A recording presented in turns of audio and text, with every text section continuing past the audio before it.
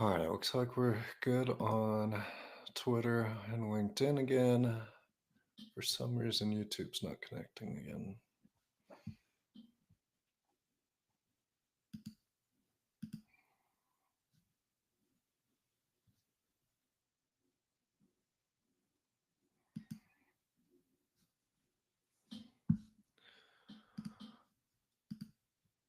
But it's live over here.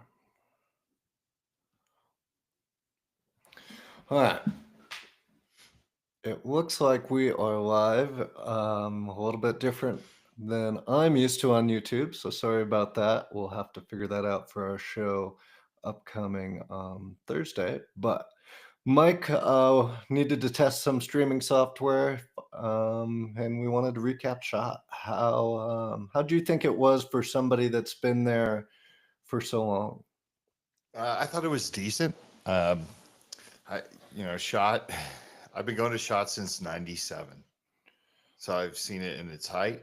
I've seen it at its lowest point, which I'd say is the COVID years, and now it seems like it's making a nice little comeback. Um, shot to me is a necessary evil. yeah, I've been on it a couple different ways, right? I've been on it from actually having owning a gun company, having a booth there, to running Walk Talk America and this organization that's a nonprofit, to not having a booth at all and kind of floating around now and having meetings with manufacturers and other influencers in this industry that work in this space. So it's kind of interesting to see the evolution of myself with SHOT Show. Yeah, it was a lot. As a first time joiner, 15 to 20,000 steps each day. The only guaranteed meal was dinner. But it was worth it. It was interesting to see all the different things that the Beast Shot Show is. Yeah, as a marketing guy, right? Because this is more about you than it is me, I think. What when you first walked onto that shot show floor and you saw the amount of money and time that goes into some of these booths, I mean, what was your thought process? Yeah, everybody always kept asking me my opinion, or did a tear roll down my eye of the beautiful sights? Well, like all the firearms, the accessories, everything was impressive at the huge scale of the multiple ballrooms across two casinos. I think, yeah, it was more just the business side of it. Of there was what, three-quarters of a log cabin built just for that show, and all the meeting rooms, and not just like a table and chairs out you'd see at a kind of yard sale, like actual fully built offices inside of each of these booths, where we had companies are like, oh, meeting room three's busy, we'll go to five, and it doesn't even look like there's five conference and meeting rooms built into these booths and where all the displays are. So it was impressive at that scale. And yeah, those large companies that have those huge booths with hanging signs and all the bells and whistles was impressive. Yeah, if you think about the grand scale of things when it comes to a company that's exhibiting at shot, and you think about the expense, right? You have to have the booth, you have to present well, you have to have your materials for the booth, you have to have staff, you have to feed your staff, you have to house your staff, and it adds up quickly. Vegas is not a cheap place, but what that shows you is that it shows you the amount of support that NSSF has from the industry, because everybody wants to be at shot, everybody wants to be seen at shot. Some people feel like they have to be there, plant the flag, represent, and then others are trying to break into the industry with an innovative product or whatever it is that they're pushing. But it's fascinating.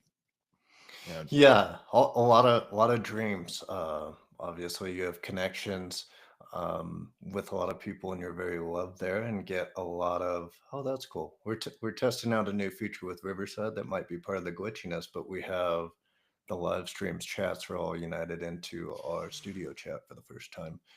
That hasn't worked before. Um, but you were so loved. I made the reference. We just went to Disneyland with my kids, but you're like escorting Cinderella from a meet and greet to the book signing in Fairy Tale Land. Everybody's stopping you and wanting time, and I get to be the asshole that, oh, Cinderella's got to get moving, kid. Sorry, your time with her's done. But it's cool, and seeing Ghost, Clover, people that I interact with on the chat actually in person and meeting them was fun too. And it's just a lot of positivity and dreaming there at Chat. We heard a lot of different business ideas where I'm hoping to sell this big idea to a company and different things. It's cool. Yeah, it's funny you said it's like you know, chauffeuring a Disney character. You got to understand, I've been in this industry since '97, and SHOT Show's one show. Then you have NRA show, you have Great Outdoor Show. Then when you work on the manufacturing side, there's 20 different shows that are smaller, like distributor shows or buying group shows.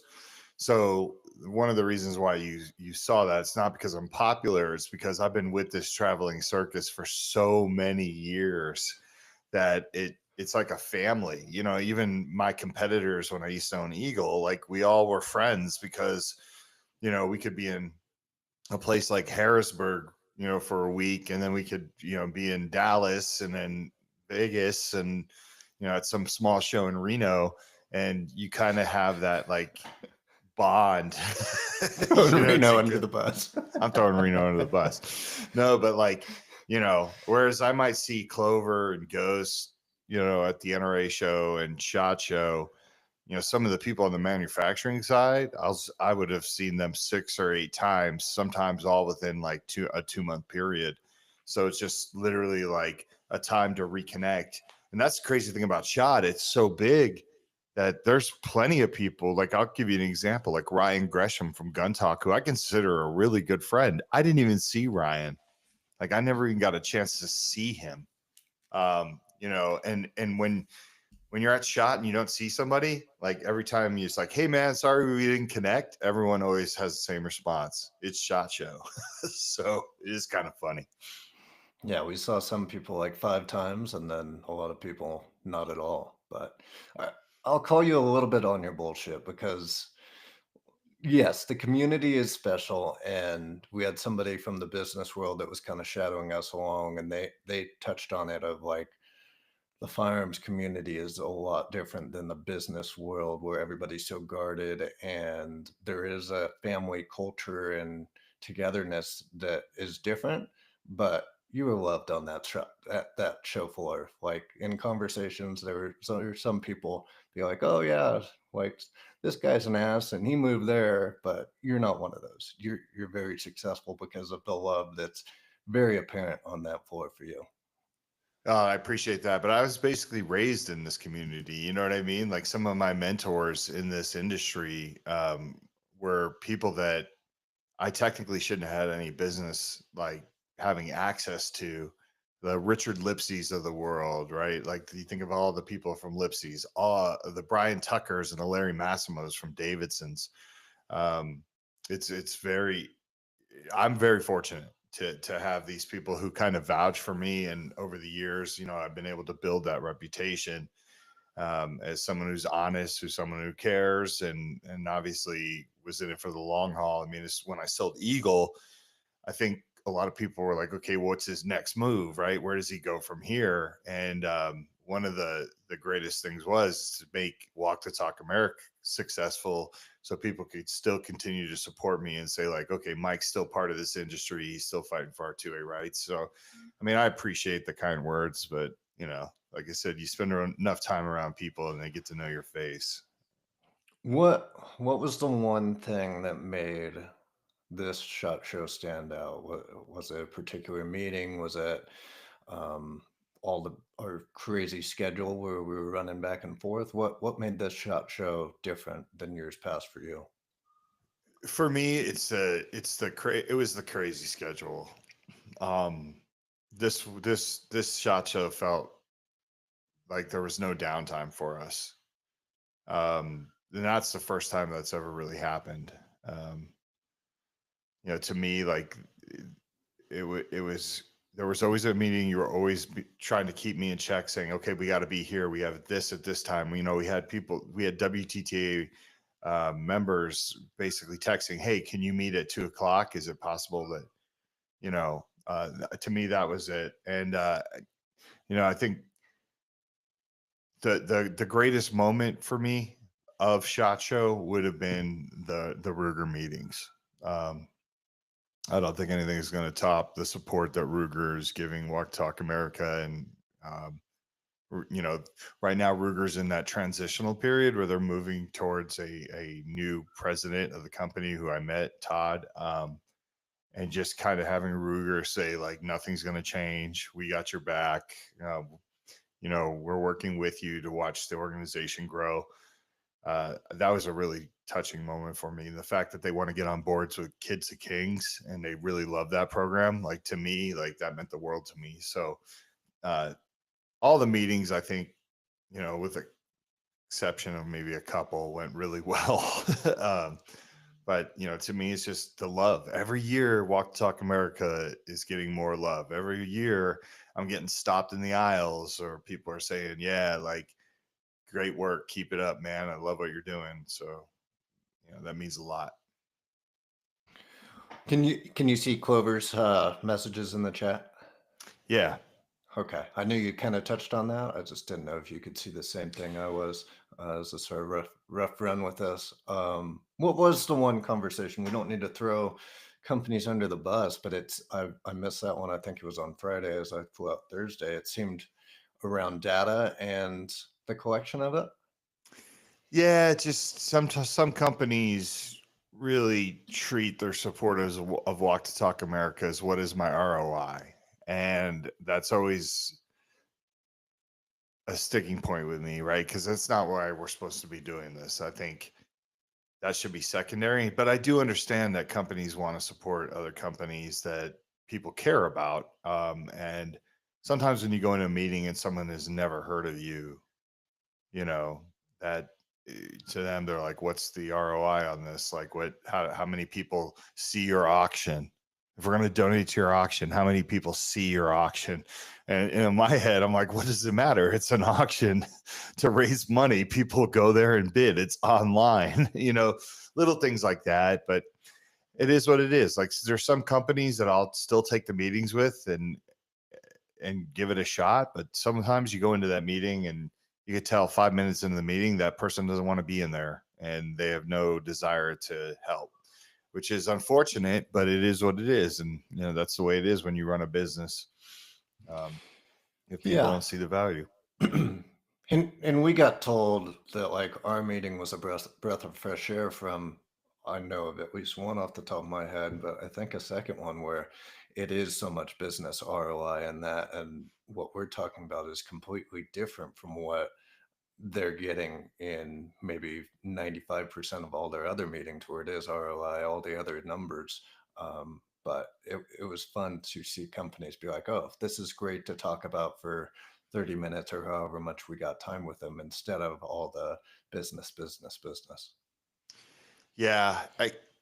It's a topic that, for the most part, every manufacturer representative that we talk to understands, right? They're like, this is important, and they get it. Whether or not they can do something about it in terms of, like, where it goes higher, you're counting on meeting with people who are gonna, they usually aren't the decision maker, and what they're gonna do is take the information you gave them and and they go up with it. We're not invited to go up usually.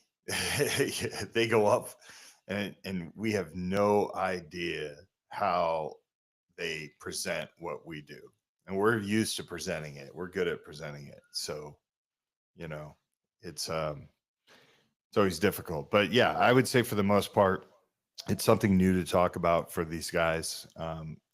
We're not just hitting them up. I love the way that we approach it. It's like, look, however you want to get involved. It doesn't necessarily have to be a financial donation. It doesn't have to be, I'm jumping in and putting the cards in the box, right? There's other things you could do. So it's kind of fun to go meet with some of these companies to see what they can come up with or see what they have in mind. But the hardest part is the follow up. And we're in that follow up stage right now where it's almost too soon to follow up just because everyone's still trying to catch their breath from shot. And but then it's crucial that we still stay in front of them while it's hot in their mind, fresh in their mind. So Clover's asking if we had got to practice any mental health awareness during the show or help someone that was struggling.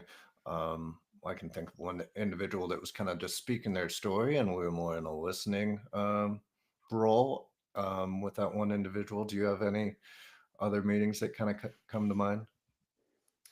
no, almost every meeting somebody has a story that we end up listening to, right? It's like, okay, many times it's, hey, we didn't know the organization like this existed, but yeah, absolutely, we think it's important. You know what I mean? Like, we want to talk about it, or they'll share a story of suicide loss, or they'll share, quite frankly, a story of where they were, at a certain time in their life when they had a crisis. So What are you going to do to better prepare your body and your mind for next year's SHOT Show? I don't think that's possible, Kevin. Listen, I've been doing this since, I said, 97. This is the first SHOT Show where I could literally look people in the face and say, this wasn't self-inflicted. This wasn't from boozing too much at night at the functions or catching up with old friends. Um, I came out of the SHOT Show like basically Saturday, right? That was when everybody left, and I finally was able to go home and decompress and not have to worry about meeting someone for dinner or anything like that. Like, as soon as I got Jay Hood on his plane at like 6 o'clock, I was done, and I was wiped out. I felt like I had just went, you know, 12 rounds with John Jones. Like, my feet were killing me, my body was aching. I had brain fog for a couple days. Um, so I don't really know if there's anything else I could do to prepare my body and my mind for next year's as this grows. And I'm gonna tell a funny story, and I know Joe won't mind because it's true. But we ran into Joe Bartozzi, who's the president of NSSF, and this is, I think, what, on day two? Was it day two? He was out of it. Like, he's where I ended up getting, and he has every right to be there. He was probably there on day one because SHOT Show started a long time for him. But I mean, he looked shell shocked. Yeah, I think that was Wednesday morning when we were walking in too, not even like end of the day two. Yeah. So, this show is a beast. And when you're pulled in 50 million different directions, and you're not only trying to tend to your business, but you're also trying to tend to your friendships and the people you haven't seen, it really does become overwhelming. That's why I love like guys like Clover and Ghost, who have, we treated their podcast as almost like a home base that we can kind of go by and like decompress for a second and talk and see people. Like, that's always good when your friends have podcasts and booths. I really enjoyed that aspect of it. Yeah, it was fun to jump on their podcast for a little bit. End of day, probably not the sharpest mental state, but that's kind of SHOT Show. I feel like every meeting I was checking, all right, where are we with this company again? Trying to refresh and get ready for each meeting that was back to back to back. Yeah, and the meetings are funny too because it's like a broken record, right? Like, you're repeating the same thing. You try to change it up a little bit, like your pitch. You try to feel the room. That's always an interesting thing to do. It's like you have to describe walk the talk American. Like, some meetings you go into, like the Caltech meeting, Matt knows us, but then Matt's got a guy that now is in charge that is new to the fold who doesn't know. So we got to start over. All right. So that's always a challenge too, is it's to figure out the best way to utilize the time you have with this person is SHOT, because a lot of these manufacturers have back to back to back to back to back meetings. Um, but for me, Walk Talk America this year, like, there's a lot of new players that are I think coming on board. I had good meetings with Palmetto. Um, I think we had great meetings with Caltech, Agula. There's some good people that I think it's time for them to kind of take that next level jump in. and it was good to see people and meet with people. And when you look at the size of the show, you realize how much work there is. Because like, think about how many people we didn't talk to or didn't get the opportunity to get in front of, which is crazy. Yeah, yeah, I know gal on like her team. We're asking to do dinner, and like, sorry, we got a quick bite to eat, and then we have the after parties, and it's not just like a party. Work continues there. I know at guns.com, we met with their brand manager who we've been working to promote the survey, and they got that email out on Sunday and helped us blow past our goal, and it's still going. So work doesn't stop after the show; it keeps going. Yeah, I didn't even, this is the first shot show I think I attended one party. That's it. Um, I tried to get to the guns.com party. I got there way too late because I had dinners and they had already hit capacity, so they were turning people away. But that was a first. Like usually I've been to the USCCA party. I attend certain events, the Cry Party, all these other places that I historically went to. I didn't even get a chance to go to this year. So yeah, it is what it is. It's SHOT Show. It's a beast.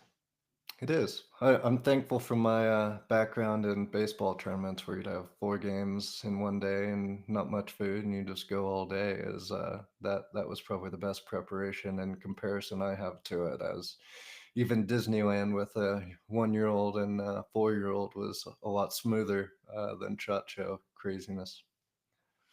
Yeah, and Clover makes a great point. It's like you have to go into it knowing how stressful it is on your mind and your body. But still, man, even when like Clover, you were walking around, but a lot of times you were in the booth hosting the show, so people were coming to you, and you got a chance to sit down, talk to the people, and everything like that. Like we were putting some miles on our feet. My feet are a wreck. Like I'm not wearing shoes for the next week. I'm wearing slides. Like, uh, it's just I'm beat up. You know, you can't prepare. I'm wearing a suit and trying to wear the most comfortable. Yep, there you go. I'm trying to wear the most comfortable shoes I can, um, but it is just difficult. Yeah, that's definitely going to be on my Christmas list or maybe birthday list so I can break them in. Not actual business shoes, more the new walking business shoes to for all the miles and steps we put on it. And maybe next year we can coordinate with companies ahead of time to stay in maybe buildings or floors for a period of time instead of bouncing all the way back and forth over the bridge to the next meeting and hustling. Yeah, we probably could use a little bit, uh, the organization of where we're going and try to stay in sections. But that's even tough too, because sometimes you don't get an answer till shot. Like some people are just like, "Hey, stop by. I'm slam, but I'll make time for you. But just stop by and see." Right? Like how many texts did we get from Jay Hood where he's like, "Hey, can meet at this time?" You know what I mean? Like, you Yeah, know, I think the first day when we actually had scheduled meetings was easier because there was a room kind of reserved for us to sit down and talk. All the companies were very nice, had a nice bottle of water or whatever. And then the next 2 days were just standing in the booth and like running, not as much, I don't know, sitting. It was all on our feet.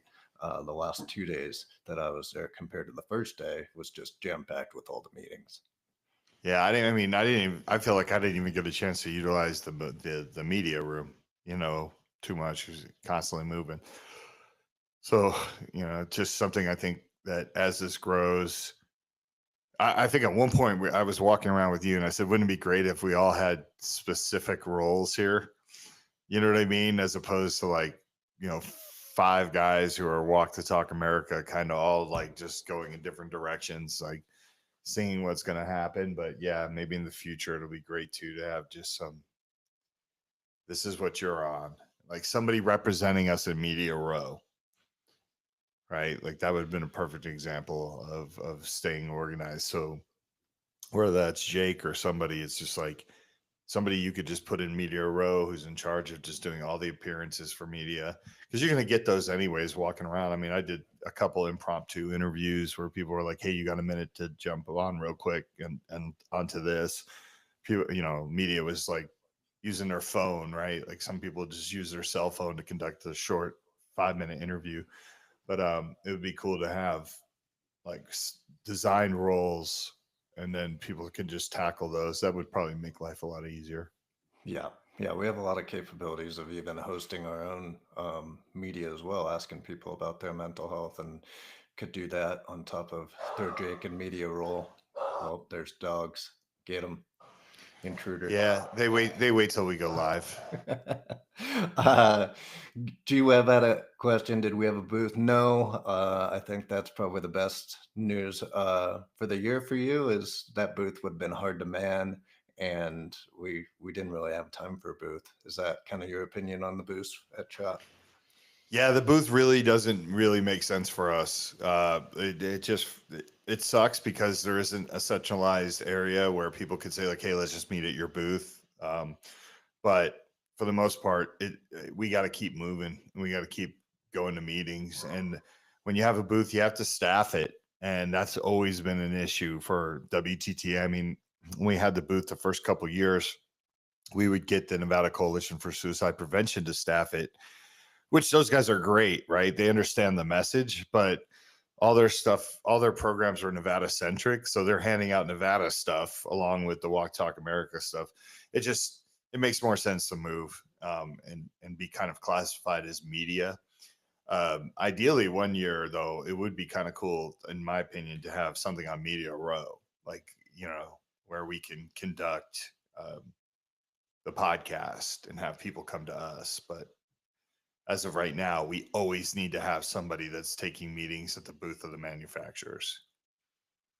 Yeah, and multiple. I think it helped being in those meetings to play off of all the different questions. It was obviously my first year, but it was nice that we have a blueprint of what is being successful with all the other companies to where people will gravitate towards something we say that somebody else is already doing to also do themselves instead of kind of doing a shotgun of, oh, here's a bunch of ideas and hoping it lands.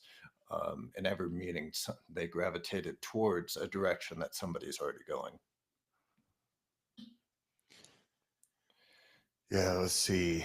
Uh, Anything you wanted to accomplish that you were not able to from Clover? Um, Not really. It's just seeing more manufacturers. Like I said, we were slammed every day, and there's still hundreds of people that I would have loved to talk to. Um, and some Yeah. of the, some of the relationships that I have with certain companies, I wasn't even able to go and see them. Like you think about USCCA and some of the people that we have over there that we have friendships with. I was by the USCCA booth one time, like briefly for 5 seconds. Like that's just that, but that's part of Shot Show. Yeah, a cloning machine to have more time of getting dinner with Gala and their team when they've been supportive in a lot of meetings that we were in.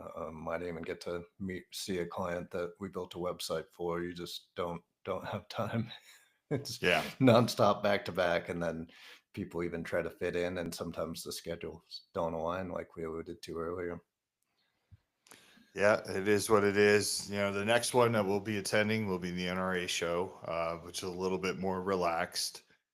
Um, you know, I think that'll be an opportunity for me to catch up with some of the people. Like I didn't even see Will from guns.com. Like Will and I are tight.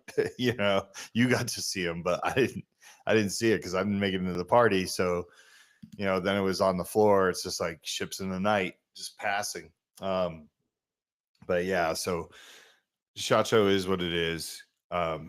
It's a tough show to get things done for Walk Talk America just because everyone's so busy. But I'm thankful that we had a full dance card. Like could have been worse. Right, the alternative is just hanging out and nobody's getting anything done. Nothing to So do. yeah, nothing to do and being able to go to lunch. I can't imagine what that would be like. Yeah, it's so funny because some people had asked me like, "Hey, what are you doing for lunch?" And I'm like, I'm not. I'm like, I don't have time for lunch. Yeah, you guys Yeah. were making fun of me with my beef stick and Cliff Bars to get a little energy in between meetings, but it worked.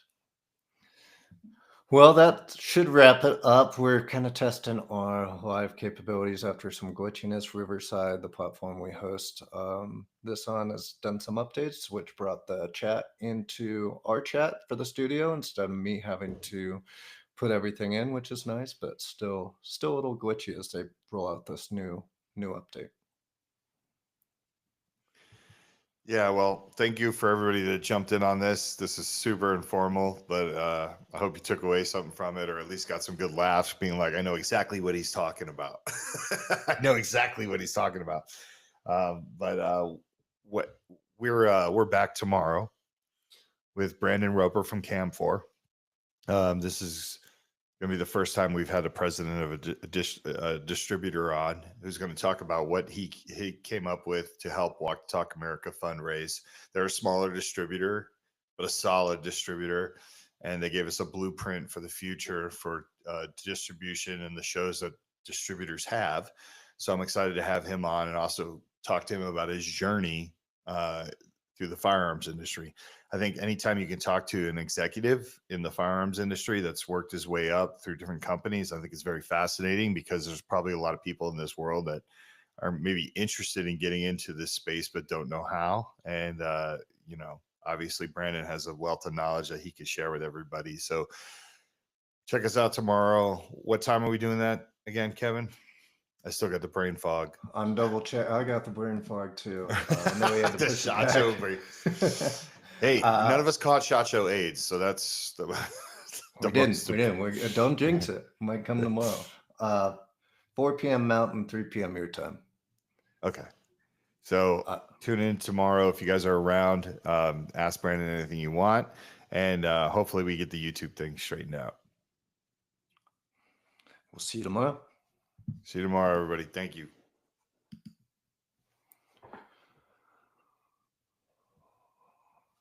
All right, we're done. I have to figure that out.